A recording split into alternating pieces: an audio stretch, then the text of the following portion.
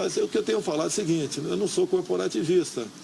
Se dermos todos os direitos que existem no artigo 7º da Constituição aos militares, você pode botar na Previdência, só que daí você não governa, você perde as Forças Armadas.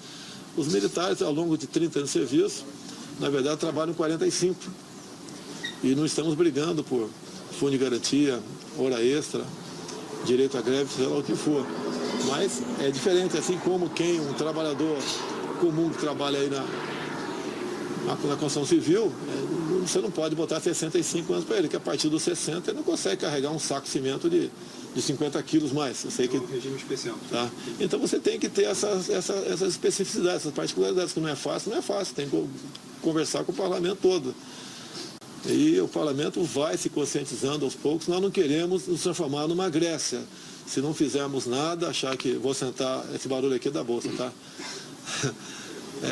Se eu simplesmente ficar sentado lá na cadeira e olhando para o céu, nós vamos transformar numa Grécia. E não queremos isso. Nós temos que ter capacidade para se antecipar a problemas e coragem para tomar decisões. Presidente, recentemente o general Mourão falou que o governo não pode ver a imprensa como inimiga. E já desde o começo, desde após a sua vitória, alguns atritos já aconteceram aí, principalmente com o jornal Folha de São Paulo. Eu queria que o senhor comentasse essa questão e principalmente essa declaração do Mourão de que a imprensa não pode ser vista como inimiga.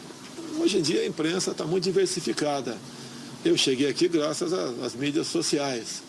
E quem vai fazer a seleção, qual imprensa vai sobreviver ou não, é a própria população. A imprensa que não entrega a verdade nos seus jornais, nas televisões ou nos alto-falantes de rádio, vai ficar para trás.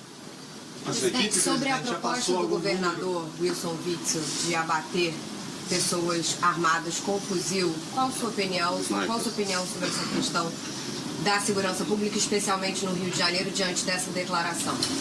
Vamos para um caso concreto.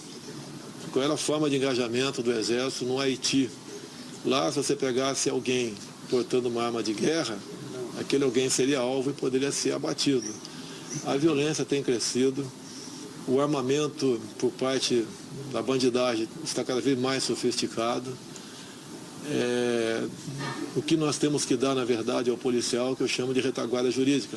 Uma vez havendo o confronto, você não pode partir para punir o policial. Você pode até abrir um processo, investigar, mas não pode punir o policial. Porque cada vez que você faz isso, você estimula a bandidagem a agir de forma mais violenta ainda contra aquele que está do lado da lei.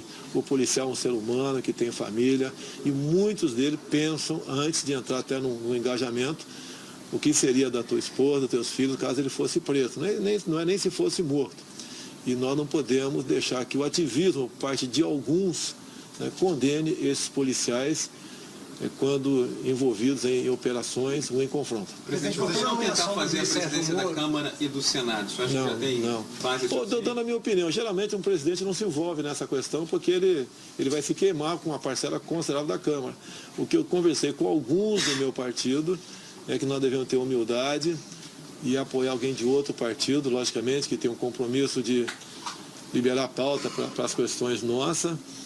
E eu acho que assim a gente poderia angariar mais simpatia de parlamentares e de partidos para o nosso projeto.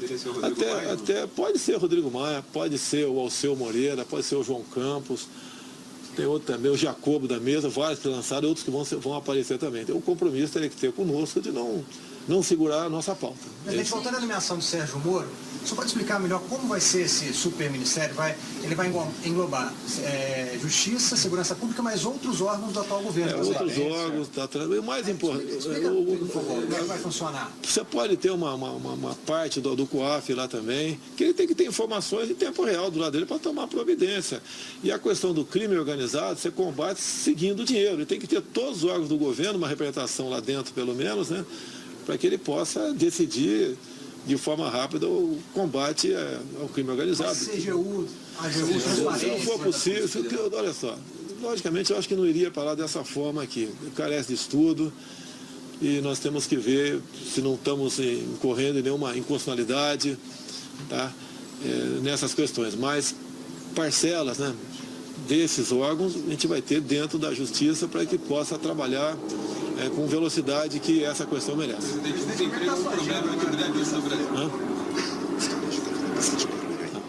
O desemprego é um problema muito grande no Brasil. Se pegar o número de desempregados é 13 milhões, mas se você analisar as caras que estão subocupadas ou trabalhando menos, já chega a mais de 27 metas. O objetivo a ser perseguido para reduzir isso e de que forma, de que maneira? Você fala em turismo. Por que o Brasil não está entre os 40 países que mais recebem turismo no mundo? Não tem cabimento. Né? O turismo aí você rapidamente teria centenas de milhares de empregos no Brasil. O que falta? Você tem que ver a questão da violência. Ninguém vem de fora aqui para o Brasil sabendo qual é o risco de morrer aqui. Então, se você consegue atacar a questão da violência, você pode trazer gente de fora que vai movimentar a nossa economia com custo quase zero. Nossa, apenas uma pequena infraestrutura. Não temos turismo de mergulho no Brasil. Eu sou mergulhador profissional.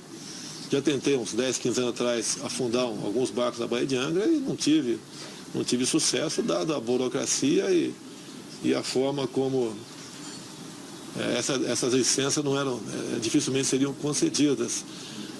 Você tem que desburocratizar muita coisa. Eu tentei um tempo atrás, comecei a abrir um negócio particular, poder empregar 5, 6 pessoas, mas a dificuldade que eu tive para prosseguir isso aí, eu desisti. Né?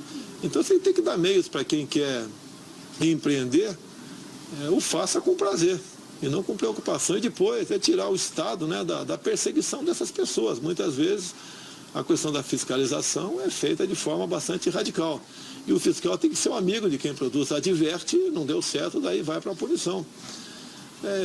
Desburocratizar, desregulamentar, essas questões todas tem que se fazer presente aí para você. Não tem uma meta. Você não pode ter meta, é muito fácil. Eu não estou mais em campanha, né? Em campanha a pessoa costuma falar, né? Vou abrir 6 mil creches, vou criar 10 milhões de empregos, vou criar 2 milhões de empregos com energia solar, essa historinha toda, uma conversa que não chega a lugar nenhum. Agora você pode ver como é formada a nossa mão de obra no Brasil. A educação está sendo conduzida a contento para no final da linha formar um bom profissional, que seja um bom empregado, um bom patrão, um bom liberal? Não está sendo. Então isso tem que ser mudado, não vai ser de uma hora para outra. Presidente, a respeito da educação, por que o ensino superior na ciência e tecnologia? Uma pergunta interessante aí. Né? Você pega 200 melhores faculdades do mundo, não tem nenhuma brasileira. Está errado isso aí. Aqui, pessoal, vou ter que ir parando aí. Tá safo aí? Então, nada como está ao lado da ciência e tecnologia. Está lá o Marcos Pontes, que vai dar com toda certeza um gás muito especial para essa questão. Só para finalizar, Ministérios da Agricultura e o Meio Ambiente, vocês estão nessas discussões? Em que ponto estão essas discussões? Não, olha só, no primeiro momento houve quase uma unanimidade dos ruralistas em querer a fusão. Certo? Hoje em dia não existe mais unanimidade. Então tem mais 2 meses para decidir. Mas pelo que está aparecendo, vão ficar distintos, mas eu que vou nomear os 2 ministros. A gente entendeu, o ensino superior é só para ter mais investimento nas universidades? Não, muito pelo contrário. Você tem que. O objetivo nosso é investir mais no ensino básico e médio. O petróleo você vai apoiar porque é uma fonte de receita importante para o Brasil. A Petrobras não tem capacidade de investir mais, então você tem que buscar fazer parcerias, ou vender algumas áreas, até porque é um assunto importante, né? Se a super bateria de grafeno sair da prancheta, como está saindo,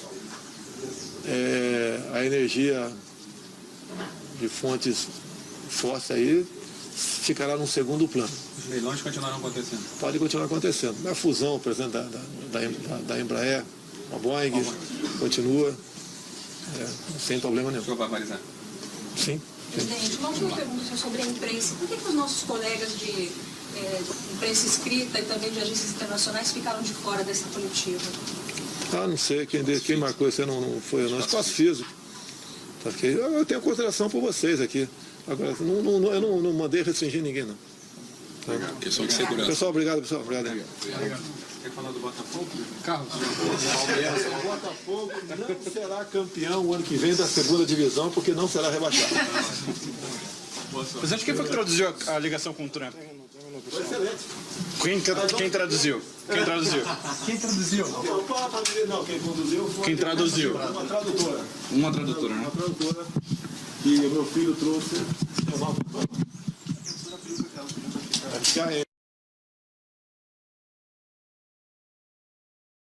Foi a tradutora que fez. Foi uma mulher que fez. Você ouviu a brincadeira da André Marinho? Eu sei que ele faz umas piadinhas aí, mas tudo bem, pô.